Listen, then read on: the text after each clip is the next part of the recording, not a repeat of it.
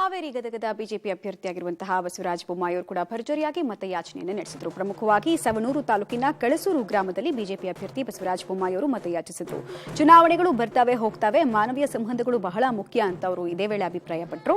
1 ತಿಂಗಳ ಚುನಾವಣೆ ಮಾಡೋಣ, ಉಳಿದ 59 ತಿಂಗಳ ಕ್ಷೇತ್ರ ಅಭಿವೃದ್ಧಿ ಮಾಡೋಣ, ಮೊದಲು ದೇಶವನ್ನ ಗಟ್ಟಿಗೊಳಿಸುವ ಕಾರ್ಯವನ್ನ ಪ್ರಧಾನಿ ನರೇಂದ್ರ ಮೋದಿ ಅವರು ಮಾಡಿದ್ದಾರೆ ಅಂತ ಕೇಂದ್ರ ಸರ್ಕಾರದ ಸಾಧನೆಗಳ ಬಗ್ಗೆ ಹಾಡಿ ಹೊಗಳಿದ್ರು.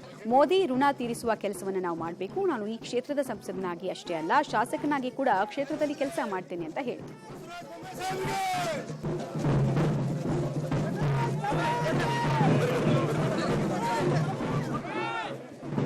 ಈ ಕ್ಷೇತ್ರ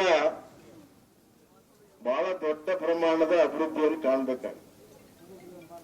ತಾವೆಲ್ಲ ಹಿರಿಯರು ಬಂದು ಹಲವಾರು ಬಾರಿ ನನ್ನ ಹತ್ರ ಚರ್ಚೆ ಮಾಡಿದ್ದೀರಿ.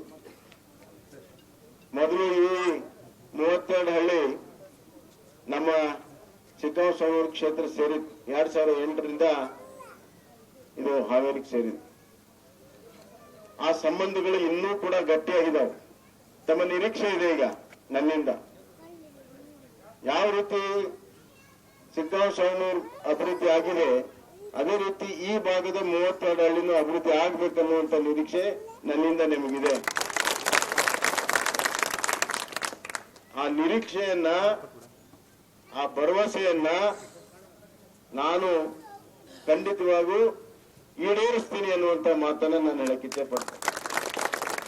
ಯಾವ ರೀತಿ ಸವಣೂರು ತಾಲೂಕು ಮತ್ತು ಶಿಗ್ಗಾಂವ ತಾಲೂಕಿನ ಹಳ್ಳಿಗಳ ಅಭಿವೃದ್ಧಿ ಮಾಡಿದ್ದೇವೆ, ಸಂಪರ್ಕ ರಸ್ತೆ, ಕುಡಿಯುವ ನೀರು, ಕೆರೆ ಕಟ್ಟೆ ಕೆಲಸ, ದೇವಸ್ಥಾನ, ಆ ಎಲ್ಲ ಕೆಲಸ ಕಾರ್ಯಗಳನ್ನ ನಾನು ಈ ಭಾಗದ 32 ಹಳ್ಳಿಯಲ್ಲಿ ಮಾಡ್ತೇವೆ, ಕಳಸೂರು ಕೂಡ ಮಾಡ್ತೇನೆ ಅನ್ನುವಂತ ಮಾತನ್ನ ಈ ಸಂದರ್ಭ ಇಚ್ಛೆ ಪಡ್ತೇನೆ.